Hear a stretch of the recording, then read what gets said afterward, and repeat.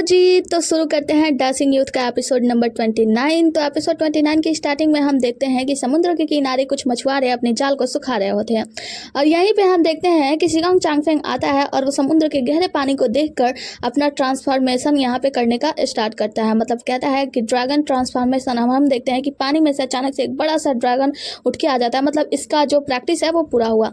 Scene यहाँ से cut होता है और हम देखते हैं कि जो बैंगजून थी उसका गाड़ी पहुंच जाता है वुसू सिटी में, उसी टेंपल के पास। यहाँ पे हम देखते हैं कि बूफा फुटियन जो है उन लोगों का पीछा कर रहे होते हैं, मतलब ताकि ये लोग सुरक्षित यहाँ पे पहुंच जाएं, इसलिए ये लोग इनका पीछा कर रहे होते हैं। ये लोग कहते हैं कि अब हमारा काम खत्म हुआ।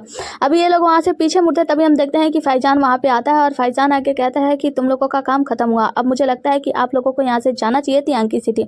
जिसके बाद से हम देखते हैं कि इन्हीं के पास बिली आता है। तो बिली आता है और बिली आकर कहता है कि मुझे लगता है कि आप लोगों का काम समाप्त हुआ, अब आप लोगों को तियांकी सिटी में जाकर ये बताना चाहिए कि आप लोगों ने अपना काम कैसे किया। ये लोग कहते हैं क्या मतलब है तुम्हारा? तो वो कहता है कि वही जाओ वहाँ पे और जाकर बताओ उस यून से कि तुम लोगों ने अपना काम पूरा किया या वगैरह वगैरह। हम देखते हैं ये डेंजी को जो कि अपनी झोपड़ी में कुछ सुंदर सुंदर से लटकन लगा रहा होता है और वहाँ से बाहर आता है। जब बाहर आता है तो यहाँ पे वुचेंग होता है और वुचेंग कहता है कि ये डेंजी क्या आपको यहाँ पे रहना बुरा नहीं लगता? ये देखो ना, यहाँ पे बिल्कुल अकेला है, एकदम लोनलीनेस। वो कहता है कि अरे तुम तो छोटे बच्चे हो, क्या तुम लोनलीनेस का मतलब भी जानते हो? तो वो मुस्कुराता है, कहता है कि हाँ क्यों नहीं, क्या मैं लोनलीनेस का मतलब नहीं जानता। तभी हम देखते हैं कि वहाँ पे कुछ गाड़ी आ रही होती है। तो वुचेंग जो होता है वो कहता है कि ये मतलब भाई, बड़े भाई, मुझे लगता है कि आपके पास कोई गेस्ट आए हैं। तो हम देखते हैं ये डिंगी जो होता है वो जाता है वहाँ पे गाड़ी के पास देखने के लिए। तो यहाँ पे इसके चारों आदमी होते हैं, चारों सैनिक, और एक सैनिक आता है, ये डिंगी को प्रणाम करता है, कहता है कि जैसी आपकी चिट्ठी मिली हमने कार्य किया और हम मैडम को यानी मिस बेंगजून को यहाँ पे लेकर आ चुके हैं और बाकी का खबर मैं आपको बाद में दूंगा, तब तक मैं आप लोगों को टाइम देता हूँ, आप लोग बात कर लीजिए। वो बेंगजून को देखता है, बेंगजून अंदर जो होती है वो अपना जो खिड़की विड़की होता है वो खोलती है और बाहर आती है। ये डिंगी जो होता है ना उसे देखकर स्तब्ध हो जाता है। मतलब कि अब मैं क्या बोलूँ, इसके मुँह से तो शब्द नहीं निकल रहे होते, बस यहाँ पे चाइनीज सॉन्ग बज रहा होता है जिस गाने का मतलब हमें बिल्कुल भी पता नहीं होता। हाँ, तो यहाँ पे जो हमारी हीरोइन होती है यानी बेंगजून होती है वो उस गाड़ी से बाहर निकलती है और मुस्कुरा रही होती है ये डिंगी को देखकर। ये डिंगी उसको देखकर कुछ भी बोल नहीं पाता, फिर वो उसके करीब जाती है और जाके उसके सामने खड़ी हो जाती है। ये डिंगी कहता है उस दिन तुम्हारी शादी के दिन मैं आया था। वो कहता है कि हाँ। वो कहती है कि हाँ मैंने सुना था तुम्हारी आवाज़। वो कहता है कि मैं वहाँ पे लुओ किंगयान के साथ आया था, यहाँ तक कि मैंने सारे बाधाएं पार कर ली, मैं महल तक पहुँच गया था, लेकिन बस कुछ क्षण की दूरी थी, लेकिन मैं तुम्हारे पास नहीं आ पाया। मैं वेट कर रहा था वहाँ से, मतलब तियांगी सिटी से आने के बाद मैं यहाँ पे रह रहा हूँ और मैं जल्द ही तुम्हें लेने के लिए आने वाला था। वो कहती है कि जब तक तुम मुझे लेने के लिए आते तब तक शायद मैं बूढ़ी हो जाती। ये डिंगी कहता है बिल्कुल नहीं, और उसके गालों पे हाथ रखता है और कहता है बिल्कुल नहीं, तुम कभी भी बूढ़ी नहीं होती, और उसे अपने गले से लगा लेता है। जब वो उसे अपने गले से लगाता है तो हम देखते हैं कि छोटा बच्चा वुचेंग जो होता है ना वो बहुत ज़्यादा खुश हो रहा होता है इन दोनों का मिलन देख के, और ये दोनों एक दूसरे में खोए होते हैं और वुचेंग वो तो मस्त होता है। आगे की सीन में हम देखते हैं ये चारों घुड़सवार जो होते हैं वो नदी के किनारे पहुंचते हैं और यहाँ पे एक आदमी यानी बली खड़ा होता है, मतलब बिली के पास वो लोग जाते हैं और कहते हैं कि मिस्टर फैजान, हम लोग आपके बदौलत अपना जो टास्क है वो पूरा कर चुके हैं और ये डिंगी के पास मिस बेंगजून को पहुंचा चुके हैं। वो कहता है कि माफ़ करना, मैं फैजान नहीं हूँ बल्कि मैं बिली हूँ। तो वो कहते हैं कि क्या आप बिली हैं? तो क्या आप फैजान के जुड़वा ब्रदर हैं? तो वो कहता है कि नहीं, हम जुड़वा तो नहीं है, वो थोड़ा सा अलग है और मैं थोड़ा ज़्यादा डैशिंग और हैंडसम हूँ। तो वो चारों लोग में से एक आदमी कहता है कि लेकिन मुझे लगता है कि शायद आप दोनों एक ही तरह के हैं। और वो कहता है कि वैसे कोई बात नहीं, आप फैजान को शुक्रिया कह दीजिएगा, उनकी मदद के बदौलत हम ये डिंगी की मदद कर पाएँ और बेंगजून को उनके पास छोड़ पाएँ, तो इसके लिए फैजान को शुक्रिया कह दीजिएगा। तो वो कहता है कि लेकिन आप लोग गलत व्यक्ति के पास आ गए हो, क्योंकि फैजान और बिली ये दोनों एक दूसरे से बिल्कुल अपोजिट है। वो कुछ अच्छा करता है तो मैं बिगाड़ने में माहिर हूँ। तो इसीलिए अगर तुम लोग अब मेरे बारे में जान ही गए हो, बिली के बारे में, जो कोई भी बिली के बारे में जान लेता है वो जिंदा नहीं रहता और शायद तुम लोगों की मौत भी यहाँ पे निश्चित है। तो वो जो आसानिक होता है वो अपना तलवार लेकर तैयार होता है और ये कहते हैं कि ठीक है अब तुम लोगों का अंत समय निकट आ गया है। इसके बाद हम देखते हैं कि वेंग्यू जो होते हैं बूढ़े वेंग्यू, और उनके साथ होता है वुचेंग। तो वुचेंग जो होता है वो खाना खा रहा होता है और वेंग्यू कहता है कि अच्छा, तो तुमने जैसा कि कहा कि ये डिंगी के पास कोई महिला आई है जिसे देखकर ये डिंगी बहुत ज्यादा खुश हो गया था। वो कहता है कि हाँ। तो वो वेंग्यू जो होता है वो कहता है तो बताओ तो वो महिला किस प्रकार की थी? वो कहता है कि अरे वो महिला वो तो बिल्कुल देवी की तरह दिखती थी। आपको पता है, मैंने सुना है कि गुस्से सिटी में औरतें बहुत ज्यादा खूबसूरत होती हैं, मैंने देखा है, लेकिन वो जो महिला थी ना वो ऐसा लग रहा था जैसे स्वर्ग से उतर कर आई हो, बहुत ही ज्यादा खूबसूरत, कोई अप्सरा सी लग रही थी। तो जो वेंग्यू होते हैं वो कहते हैं कि अच्छा, और जो ये डिंगी था वो कैसे खुश दिख रहा था? वो कहता है कि खुश, वो तो ऐसे खुश था जैसे मानो कि मैं जब मिठाई देखता हूँ ना मैं जैसे खुश हो जाता हूँ, बिल्कुल वैसे ये डिंगी खुश हो गया था, उसे पाकर बहुत ही ज्यादा खुश था। जिसके बाद से वेंग्यू कहते हैं अच्छा, तो फिर इसके बाद सीन कट होता है और हम देखते हैं ये डिंजी को, ये डिंजी बैठकर मुस्कुरा रहा होता है और कमरे की तरफ देख रहा होता है, क्योंकि कमरे के अंदर जो होती है बेंजिंग होती है। अब ये कुछ सोच रहा था, तभी वहाँ पे एक खाली घोड़ा आता है जिसके पास एक किन होता है, मतलब बजाने वाला बाजा, और वो उसमें एक लेटर होता है, जिस लेटर को पढ़ने के बाद ये डिंजी मतलब सोचने लगता है, क्योंकि उस लेटर में लिखा होता है उन चारों आदमियों के बारे में, मतलब जो इनके साथी थे। वो लोग बताते हैं कि कुछ परेशानियां आ गई है जिसकी वजह से हम नानसुए सिटी वापस जा रहे हैं, जब सारी परेशानियां खत्म हो जाएंगी तो हम वापस लौट आएंगे। और हाँ, जो बेंजुंग थी, बेंजुंग को छुड़ाने के लिए हमारी मदद लुओ किंगयान ने की थी, और लुओ किंगयान के मतलब एक दोस्त हैं जो कि ये परिवार के हैं, वो उन्होंने हमारी मदद की थी। ये डिंजी ये सारी बातें पढ़ रहा होता है, तभी दरवाजा खुलता है, दरवाजे के अंदर से निकलती है बेंजुंग, और ये डिंजी देखकर पूछता है कि क्या तुम उठ गई। वो कहती है कि हाँ गुड मॉर्निंग, और दोनों एक दूसरे को गुड मॉर्निंग विश करते हैं कि जो मैन यूंच होता है ना, उसके पास दूसरा वाला यूंच आता है और उससे प्रणाम करता है, कहता है कि मालिक प्रणाम। तो वो कहता है कि ठीक है, जाओ जाकर प्रिंस किन से कहो कि जल्दी इस मौके का फायदा उठाएं। हम देखते हैं महाराज को यानी एम्पायर को, जो कि अपना कुछ काम कर रहे होते, तो एक आदमी आता है और बताता है कि प्रिंस किन आपसे मिलने के लिए आए हैं। तो एम्पायर कहते हैं कि ठीक है, फिर उन्हें बुला दो। प्रिंस किन को बुलाया जाता है। प्रिंस किन यहाँ पे आते हैं और आके अपने पिता को प्रणाम करते हैं। तो उनके पिताजी कहते हैं कि बताओ किस काम के लिए आए हो। वो चारों तरफ देखता है, तो यहाँ पे जितने भी नौकर चाकर होते हैं वो सभी लोग वहां से चले जाते हैं, जिसके बाद से प्रिंस किंग जो होता है वो बताना स्टार्ट करता है और कहता है कि पिताजी मैं आपको ये बताने के लिए आया हूँ कि प्रिंस जिंगयू के महल से जो बेंजुंग है, जिसको लेकर भागा गया है यहाँ से, ये डिंजी इतना कैपेबल नहीं है कि वो उसे भगा सके। तो मुझे ऐसा लगता है कि ये डिंजी की मदद लुओ चेंग ने की है। तो यहाँ पे एम्पायर जो होते हैं वो कहते हैं कि कहना क्या चाहते हो तुम। वो कहता है कि पिछली बार भी जब ये डिंजी यहाँ पे दुल्हन को चुराने के लिए आया था, मतलब बेंजुंग को चुराने के लिए आया था, तो उस बार जो लुओ चेंग है, लुओ चेंग का मतलब बाली लुओ चेंग का पोता बाली डोंगजुंग यहाँ पे आया था उसकी मदद करने के लिए। और मुझे लगता है कि बाली लुओ चेंग का कुछ आदमी ही है और बाली लुओ चेंग ने ही मदद की है ये डिंजी को यहाँ से दुल्हन को छिपाने में, मतलब ले जाने में, मतलब चुरा कर ले जाने में। तो वो कहते हैं कि तुम मतलब तुम कंफर्म हो ना। तो वो कहता है कि हाँ मैं पूरा कंफर्म हूँ कि ये उसी का काम है, मतलब लुओ चेंग का काम है, आपको कुछ ना कुछ तो करना ही होगा, वरना देखिए वो बहुत ही ज़्यादा बुरा कर सकता है।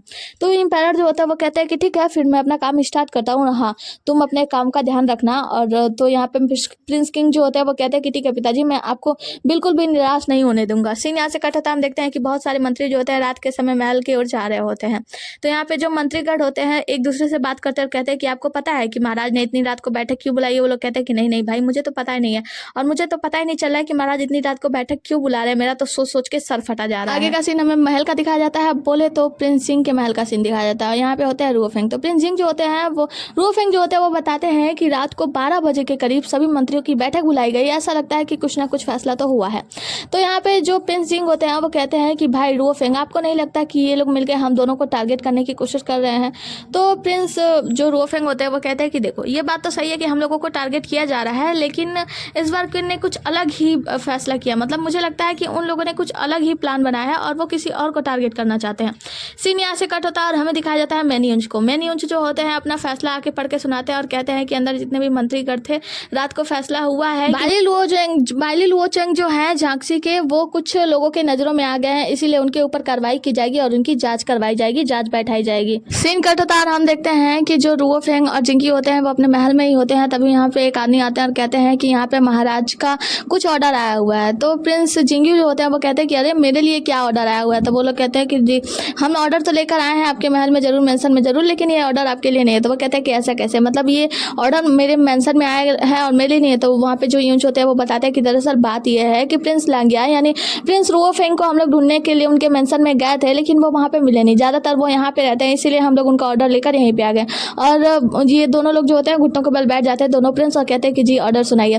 जिसकी वजह से वो लोग जो होते हैं वो ऑर्डर ना प्रिंस रुओफेंग के हाथ में रख देते हैं और कहते हैं कि माफ़ कीजिएगा, ये ऑर्डर जो है वो गुप्त है, तो मैं आपको पढ़ के नहीं सुना सकता, आपको ये खुद अकेले में पढ़ना होगा। और वो लोग कहते हैं कि महाराज ने जब इसे लिखा था तो उन्होंने कहा था कि मैं इसे आपको अकेले में पढ़ने के लिए दूँ। तो रुओफेंग कहते हैं कि वैसे आप तो मुझे ऐसा लगता है डरा रहे हैं और मुझे और ज़्यादा नर्वस कर रहे हैं। तो यहाँ पे जो यूंच होते हैं वो कहते हैं कि ठीक है माफ़ कीजिएगा प्रिंस, हम आपको नर्वस कर रहे हैं, अब हमें यहाँ से चलना चाहिए।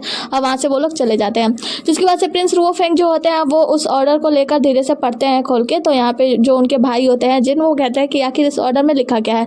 तो वो कहते हैं कि इस ऑर्डर के हिसाब से जो 600 सैनिक है वो बाहर, मतलब यांकी सिटी के बाहर मेरा इंतजार कर रहे हैं। वो कहते हैं क्या मतलब आपका।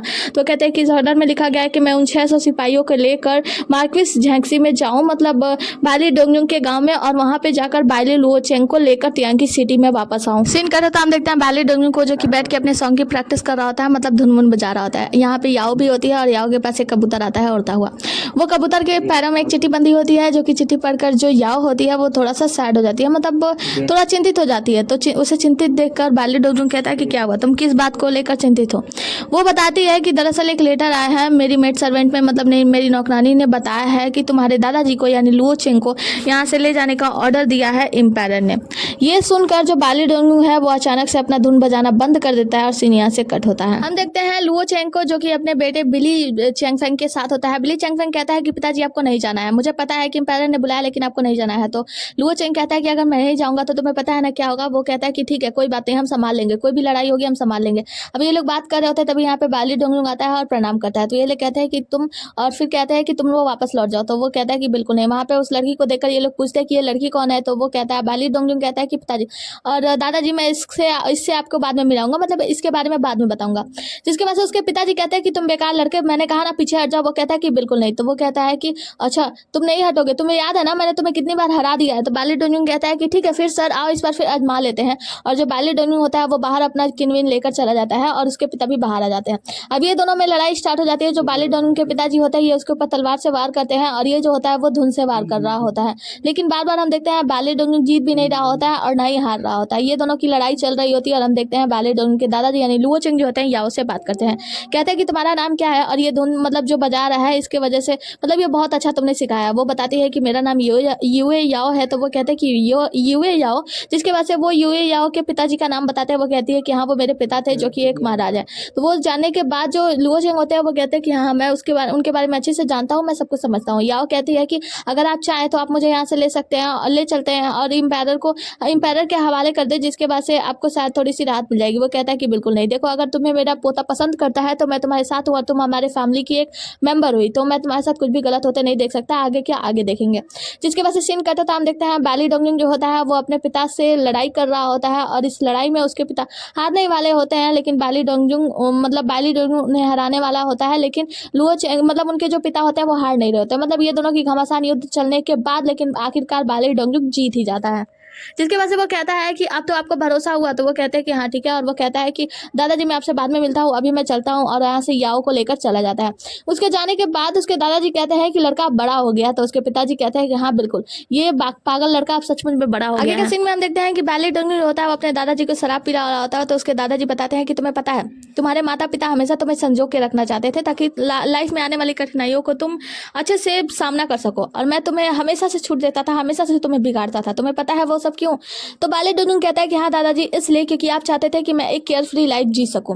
तो वो कहते हैं कि हाँ तुम बहुत समझदार हो, तुम बहुत इंटेलिजेंट हो कि तुम समझ गए, क्योंकि तुम्हें पता है बड़ा होने के बाद बहुत सारी जिम्मेदारी आ जाती है जिसे हमें निभाना होता है और ऐसा कठिन लाइफ तुम्हारे लिए जीवन में आगे बहुत सारी होंगी। इसलिए मैं चाहता था कि तुम अपनी जवानी जो है वो केयर फ्री और अच्छे से जियो। वो कहता है कि दादाजी आपको पता है केयर फ्री होना किसे कहते हैं? बस ऐसा नहीं कि बस बेमतलब का ऐसे घूमते रहो, केयर फ्री रहो, किसी भी मुसीबत को सामना ना करो वगैरह वगैरह, ऐसा नहीं होता है। केयर फ्री होने का मतलब होता है कि मैं अभी केयर फ्री रहूंगा, मैं ऐसा केयर फ्री बनना चाहता हूँ, मैं दुनिया का नंबर 1 मार्शल आर्टिस्ट बनूं, मैं केयर फ्री रहूं, मैं दुनिया के किसी रूल को ना मानूं, मेरे पास अपने प्रिंसिपल्स हो, अपने रूल्स हो, उसे मैं फॉलो करूं, मैं दुनिया के किसी भी रूल को मानो ही ना, वैसा केयर फ्री होकर मैं रहना चाहता हूँ। और हाँ मेरी वजह से बाली परिवार में बहुत बड़ी मुसीबत आन पड़ी है और मैं उस मुसीबत को फेस करने के लिए तैयार हूँ। जिसके बाद से उसके दादाजी इसकी समझदारी पे बहुत ज्यादा खुश होते हैं। आगे का सीन में हम देखते हैं ये डंगी जो होता है वो एक बैल के साथ मार्केट में जाता है और मार्केट में जाने के बाद उस बैल को जो एक खंबे से बांध देता है और खंबे से बांधने के बाद वहां से कुछ बाजार से कुछ खरीदने लगता है। यहाँ पे वो कुछ लोगों की बात सुनता है। वो लोग बात कर रहे होते हैं कि बाली लुओ चेंग को पकड़ने का आदेश दिया है महामहिम ने यानी कि एम्पायर ने। ये सारी बातें सुनकर जो ये डिंग है वो थोड़ा सा चिंतित हो जाता है कि क्या ये सच है या वगैरह वगैरह। ये सारी बातें कट होती है और आगे हम देखते हैं कि जो वेंगजुंग होती है वो गुरु जी को यानी वही टकले बूढ़े वेंग्यू को चाय पिला रही होती है और उनसे कहती है कि आप यहाँ मुझसे मिलने के लिए आए, आपका बहुत बहुत शुक्रिया। बूढ़े वेंग्यू जो होते हैं वो कहते हैं कि मैं यहाँ से गुजर रहा था और मुझे पता था कि यहाँ पे मिस वेंगजुंग आप आई हैं तो इसीलिए मैं यहाँ पे आ गया। तभी यहाँ पे ये डिंग जी आता है और वो उनसे पूछता है कि मिस्टर वेंग्यू आप यहाँ पे? तो वो बताता है कि हाँ। एल्डर वेंग्यू बताते हैं कि दरअसल मुझे पता चला कि वेंगजुंग यहाँ पे आई हैं और कुछ दिनों से, तो मैंने सोचा कि क्यों ना मैं भी एक बार आप लोगों से मिल सकूँ। ये डिंग जी कहता है कि आपने बहुत सही किया। जिसके बाद से वो बुढ़ाऊ जो होता है वो कहते हैं कि ठीक है मेरा समय हो चुका है, मुझे चलना चाहिए। ये डिंग जी कहता है कि रुकिए मुझे आपसे कुछ जानना है। वो कहते हैं कि हाँ बताओ ना। तो वो उनसे पूछता है ये डिंग जी कि मैंने सुना है लुओ चेंग के बारे में कि लुओ चेंग को पकड़ने का आदेश दिया है महाराज ने यानी एम्पायर ने। तो वेंग्यू कहते हैं कि हाँ ये सही है, क्योंकि जो वेंगजुंग है जो बेंगजुंग वहाँ से भाग के यहाँ पे आपके पास आई है, मतलब बेंगजुंग आपके पास रह रही है, इस सब का दोस्त उन्होंने उसी को दिया है, मतलब लुओ चेंग को, कि लुओ चेंग ने इसकी मदद की है बेंगजुंग से वहाँ से भगाने में। और ये सारी बातें जो है वो महल से होकर उठी है, और जो इसके प्रिंस हैं यानी प्रिंस जिंगू हैं वो भी इन सब में, मतलब उनको भी इन सब में महाराज के नाक के नीचे वो कर दिया गया है, प्रिंस रुओ फेंग को भी इसमें फंसा दिया गया है सबको। तो यहाँ पे जो वो लोग होते हैं वो लोग सोचते हैं और कहते हैं कि ये सब प्रिंस किंग का ही काम है, मतलब प्रिंस किंग को ही इन सब में फ़ायदा होने वाला है। तो ये लोग अभी सोचते हैं, बातें बातें कर रहे होते हैं, तो जो बेंगजुंग होती है वो कहती है कि ये सब मेरी ही गलती है। तो यहाँ पे जो मिस्टर बेंगजू होता है वो कहते हैं कि नहीं बेंगजुंग, आपको ऐसा नहीं सोचना चाहिए, इसमें आपकी कोई भी गलती नहीं है। दरअसल जो मिस्टर लुओ चेंग है ना, वो दक्षिण दिशा को, मतलब दक्षिण दिशा के तरफ रहते हैं, दक्षिण दिशा के तरफ से उन्होंने बहुत ज़्यादा मजबूती फैला ली है।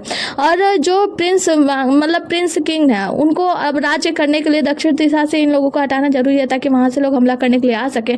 इसीलिए उन्होंने मिस्टर लुओ चेंग को फंसाने के लिए ये सब खेल रचा है। अगर आप वहाँ से ना भी भागती तो कोई ना कोई बहाना बना के वो लोग ऐसा लुओ चेंग को फंसाने की कोशिश कर ही देते हैं। अब ये लोग बातें करते हैं तो मिस्टर बेंगजू जो होते हैं वो कहते हैं कि अब ऐसे भी ये सब मेरा सोचना है और आगे क्या होता है ये तो रब ही जाने। और वहाँ से बुढ़ऊ ये सब कहने के बाद चले जाते हैं। मिस्टर बेंगजू के जाने के बाद बेंगजुंग पूछती है कि ये डिंगी क्या तुम चिंतित हो? वो कहता है कि हाँ मैं बहुत ज़्यादा चिंतित हूँ, क्योंकि तुम्हें पता है कि बाली डोंग जो मेरा बहुत अच्छा दोस्त है और उसके दादाजी इस समय मुसीबत में, इसीलिए मैं उन लोगों की मदद करना चाहता हूँ और मैं तियांगी सिटी जाना चाहता हूँ, मतलब जाने की आज्ञा मांगता है।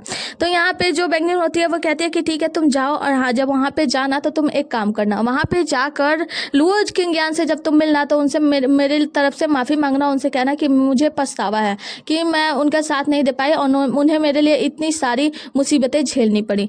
जिसके बाद से जो ये डिंग जी होता है वो कहता है कि मैं तियांगी सिटी में जा रहा हूँ, मतलब ये सारे मामले ठीक हो जाएंगे। तो उसके बाद से बेंगजुंग, क्या तुम मेरा साथ दोगी? मैं चाहता हूँ कि मैं तुम्हारे साथ पूरा जीवन जीऊँ, और हाँ तुम्हारे लिए मैं वो सब कुछ करना चाहता हूँ, वो सारी खुशियाँ तुम्हें देना चाहता हूँ जो तुम डिजर्व करती हो।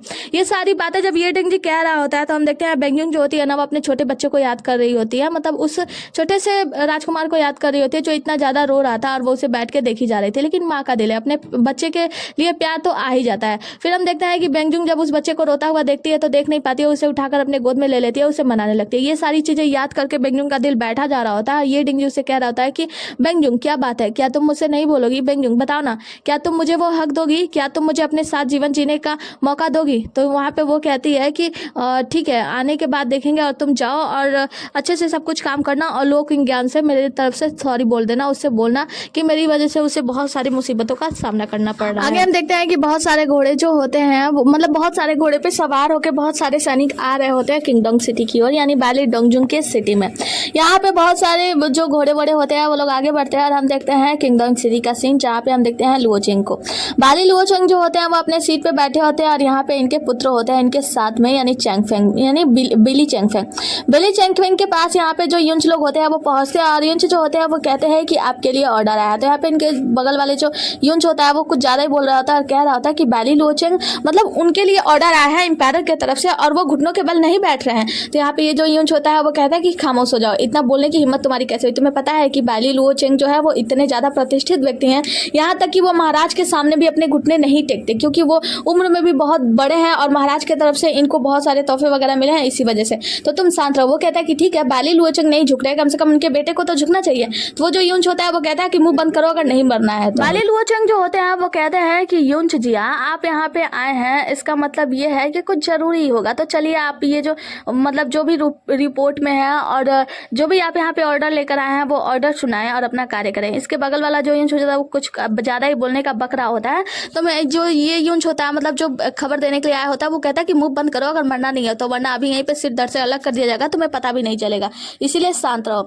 जिसके बाद से बाली लुओ चेंग जो होते हैं वो चल के इन लोगों के पास आते हैं और दूसरी तरफ जो युंच होता है वो बाली लुओ चेंग का ऑरा देखकर ही अचानक से कांपने लगता है, मतलब उसका हाथ कांपने लगता है। यहाँ पे बाली लुओ चेंग आते हैं और कहते हैं कि ऐसा लगता है कि आपके हाथ में जान नहीं बची है, मतलब ये जो ऑर्डर है वो इतना ज्यादा भारी है, तो चलो ठीक है पढ़ के सुना ही दो। जिसके बाद से युंच जो होता है दूसरे साइड में जाता है और ऑर्डर पढ़ना स्टार्ट करता है और बताता है कि बाली लुओ चेंग आपके ऊपर ये आरोप लगाया गया है कि आपने दुष्टों का साथ दिया है और बहुत सारे बुरे कार्य किए हैं, इसके वजह से आपके ऊपर कार्रवाई की जा रही है, केस किया गया है और आपको ट्रायल के लिए तियांगी सिटी में आना होगा। बाली लुओ चेंग ये सब सुनते ही बहुत ही जोर जोर से हंसने लगते हैं और ये सब सुन के वो जो युंच होता है ना उसका तो डर के मारे हाथ गोड़ एकदम कांप रहा होता है, एकदम कपकपा रहा होता है वो कि अरे यार अब करे क्या। लुओ चेंग खूब जोर जोर से हंस रहा होता है। सीन कट होता है, हम देखते हैं यहाँ पे रुओ फेंग को। रुओ फेंग जो होता है घुड़सवारी करके यहाँ पे बहुत सारे सैनिकों के साथ आ जाता है और यहाँ पे जो बहुत सारे सैनिक बैठे होते हैं वो ये कहते हैं कि ये कौन है, और वो लोग उनका जो झंडा होता है उसे देखकर पहचान जाते हैं और कहते हैं कि अच्छा ये तो रुओ फेंग है, मतलब राजकुमार है। जिसके बाद से जो राजकुमार रुओ फेंग होते हैं वो अपने सैनिकों के साथ यहाँ पे बाली लुओ चेंग के महल के सामने, मतलब मार्केट के सामने, गेट के सामने ही खड़े हो जाते हैं और ये लोग यहाँ पे इंतजार कर रहे होते हैं कि बाली लुओ चेंग आएंगे और ये लोग इन्हें लेकर जाएंगे अंदर। हम देखते हैं कि बाली लुओ चेंग के सामने वो जो हिंच होता है सारा ऑर्डर पढ़ के तैयार होता है, तो बाली लुओ चेंग कहते हैं कि ठीक है अगर तुम्हारा यही ऑर्डर है तो, और वो सामने जाता है उस ऑर्डर को लेने के लिए।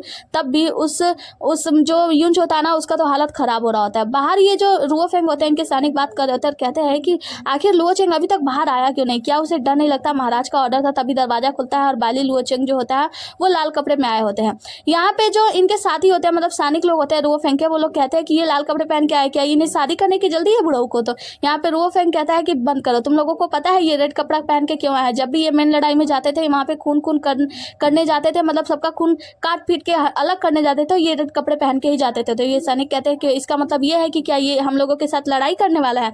तो हम देखते हैं कि चैंग फेंग जो होता है अपना तलवार निकालने लगता है, तो रुओ फेंग कहता है कि मैंने सुना था कि हमारे जो सैनिक है वो बहुत ही ज्यादा बुद्धू और बेकार बदकिस्मत है और बेकार मतलब बद दिमाग है, और तुम लोगों को देखकर ऐसा लगता है कि ये सब कुछ सच है। ये सब कुछ सिर्फ कहावत नहीं है बल्कि बिल्कुल सच है। यहाँ पे बाली लुओ चेंग जो होता है वो बाहर आते हैं और रुओ फेंग उन लोगों को प्रणाम करते हैं, तो ये लोग प्रणाम का जवाब देते हैं। जिसके बाद से बाली लुओ चेंग कहते हैं कि रुओ फेंग आइए अकेले में बात करते हैं। आगे बाली लुओ चेंग जो होता है वो रुओ फेंग से बात करता है और कहता है कि लास्ट टाइम मेरे बेटे ने आपसे बात की थी 1 साल पहले और मुझे नहीं पता था कि ये सब इस तरीके से आखिरी समय होगा। यहाँ पे जो रुओ फेंग होता है वो कहता है कि मुझे भी आशा नहीं था। तो यहाँ पे जो चैंग फेंग होता है, मतलब जो बाली का पिताजी होता है, वो कहता है कि लास्ट टाइम आप यहाँ पे मेरे बेटे को लेने के लिए आए थे और इस बार आप यहाँ से मेरे पिताजी को लेने के लिए आए हैं। तो वो कहता है कि लास्ट टाइम जब मैं आपके बेटे यानी बाली डोंगलुंग को ले गया था तो मैंने उसे आपको लौटा दिया 1 पीस में, और आज मैं आपके पिताजी को लेकर जाऊंगा तो आप चिंता मत कीजिए, मैं अपनी पूरी कोशिश करूंगा, मतलब 100% अपना दूंगा कि आपके पिता को कुछ भी ना हो। जिसके बाद से बाली लुओ चेंग जो होता है वो कहता है कि ठीक है मैं समझ गया, और रुओ फेंग कहता है कि तो बाली लुओ चेंग जी, मतलब मिस्टर लुओ चेंग आपने कब मतलब फैसला किया है जाने का। वो कहते हैं कल। तो वो कहता है कि ठीक है शुक्रिया आपका बहुत बहुत, और ये दोनों एक दूसरे को प्रणाम करते हैं। सीन कट होता है, हम देखते हैं ये डिंग जी को, ये डिंग जी जो होता है अपना घोड़ा वोड़ा तैयार कर रहा होता है, मतलब अपना घोड़ा गाड़ी तैयार कर रहा होता है, और दूसरी तरफ हम देखते हैं बेंगजिंग जो होती है वो उसके लिए खाना वाना पैक कर रही होती है। खाना वाना बांध देने के बाद वो ये डिंग जी के पास ले आती है और ये डिंग जी जो अपना घोड़ा वोड़ा तैयार कर लिया होता है और उससे पूछती है कि ये डिंग जी तुम जा रहे हो तो काफी समय लगेगा। वो कहता है कि तुम चिंता मत करो, मैं जल्दी वापस लौट आऊंगा, और जब तुम अकेला फील करने लगे तो जाना एल्डर वेंग्यू से मिलना, जो भी बात हो उनसे कह देना, जो भी किसी चीज की आवश्यकता हो तो उनसे बता देना, और मैं जल्दी वापस लौटूंगा, तुम्हें चिंता करने की बिल्कुल जरूरत नहीं है, बस तुम मेरा घर पे इंतजार करना, मैं जल्दी आ जाऊंगा और अपना ख्याल रखना। जिसके बाद से बेंगजिंग कहती है कि हाँ ठीक है तुम भी अपना ख्याल रखना, टेक केयर, और उसे खाना दे देती है। उसके बाद से ये डिंग जी जो होता है अपने घोड़े पे सवार होता है, उसे tata bye bye take care बोल के वहां से निकल जाता है। और यहाँ पे जो वेंग्जिंग होती है वो उसको देखकर कुछ सोच रही होती है। आगे किसी में हम प्रिंस किंग को देखते हैं जो कि शराब और पीने के साथ मस्ती कर रहे होते हैं अपने लौंडियों के साथ, मतलब बहुत सारी लड़कियां इनके साथ होती हैं और मस्ती कर रहे होते हैं, और यहाँ पे अपने बॉडीगार्ड से बात करते हैं, कहते हैं कि ऐसा लगता है कि रुओ फेंग जो है अभी तक तो लुओ चेंग के महल तक पहुंच गया होगा और जल्दी वो लुओ चेंग को लेकर यहाँ पे त्यांगी सिटी में आ जाएगा, और वो हमेशा के लिए वो बूढ़ा लुओ चेंग और साथ में बाली डोंगलुंग दुनिया के सबसे बड़े नीच व्यक्ति बन जाएंगे, और अपने शराब को वहाँ पे गिराता है। बहुत ज्यादा मस्ती करता है ना, खुश हो रहा है तो खुश हो लो भाई, क्या करना है। इसी के साथ ये एपिसोड यहीं पे खत्म होता है, मिलता है अगला एपिसोड में, तब तक के लिए बने रहिए हमारे साथ। Tata bye bye, take care. और हाँ, अभी तक वीडियो को देख रहे हो तो वीडियो को लाइक कर दो, चैनल को सब्सक्राइब कर दो और कमेंट कर देना। Okay, tata bye bye, take care. जब तक मैं ना कहती हूँ तब तक लाइक नहीं करते हो, लाइक कर दिया करो, अच्छा लगता है। Okay bye.